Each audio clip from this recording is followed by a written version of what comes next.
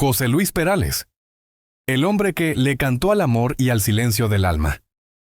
En un pequeño rincón de la geografía española llamado Castejón, entre los campos humildes de Cuenca y los ecos de la posguerra, nació un niño el 18 de enero de 1945 que, sin saberlo, transformaría el sentimiento de millones en canción. Su nombre, José Luis Perales Morillas.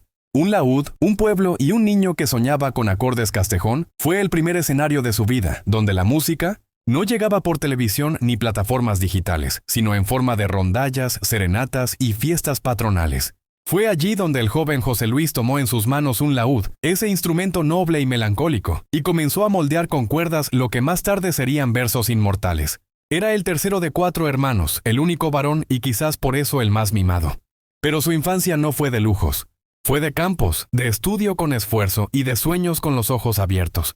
A los 13 años, la vida lo empujó a la Universidad Laboral de Sevilla. No iba a estudiar música, iba a estudiar electrónica, porque era una opción posible.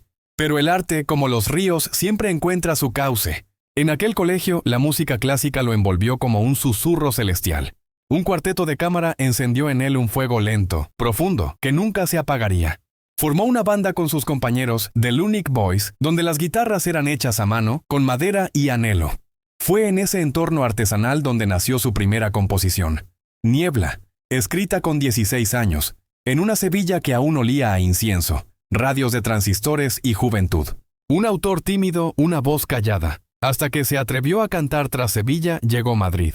Y con Madrid, el verdadero comienzo, no como cantante, sino como autor. En los años 60, José Luis era un joven con miedo escénico, sin una gran voz, según los ejecutivos, y con una apariencia alejada del estereotipo de galán.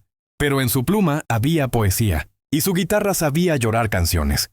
Escribió para otros, para muchos. Janet cantó su Porquete. Vas, un himno melancólico que cruzó fronteras, y Generaciones, consagrado gracias al cine de Carlos Saura. Después llegarían Mocedades, Isabel Pantoja, El Puma, Rocío Jurado, Yuri, Alejandro Fernández y tantos más. Perales no componía canciones. Compuso retratos del alma, pequeñas novelas en 3 minutos, confesiones que parecían escritas para todos. Celos de mi guitarra. El comienzo de un romance con el público contra su voluntad. Casi empujado por el legendario productor Rafael Trabuccelli, Perales grabó su primer disco. Celos de mi guitarra no solo fue un éxito, fue un fenómeno. De la noche a la mañana, aquel compositor tímido se convirtió en intérprete. Dejó su empleo como delineante con la esperanza de volver. Nunca volvió, porque el público lo abrazó, y él, aunque nervioso, correspondió. Vinieron himnos como ¿Y cómo es él?, Te quiero, un velero llamado Libertad, Amada mía, ¿qué pasará mañana? Cada canción suya parecía tener el poder de silenciar un estadio. No necesitaba pirotecnia, le bastaba una guitarra, una voz sincera y letras que hablaban como si fueran cartas selladas por el corazón. Embajador de la emoción en 2 continentes, el éxito en España se multiplicó en América Latina. Desde México hasta Argentina, pasando por República Dominicana, Perú, Venezuela o Chile, José Luis Perales fue adoptado como un trovador propio. Su música no tenía pasaporte, tenía verdad, tenía humanidad, y eso no entiende de fronteras. En cada concierto había un ritual. Miles de personas coreando sus letras, como si en ellas hallaran algo que no sabían que buscaban. Fue testigo y narrador de generaciones que aprendieron a amar con sus canciones. Sus giras fueron celebraciones de emociones contenidas, de amores truncos, de despedidas que aún duelen. El silencio también es música. A pesar del éxito, Perales nunca dejó de ser Perales. Nunca se dejó arrastrar por la fama, ni por la vanidad del estrellato.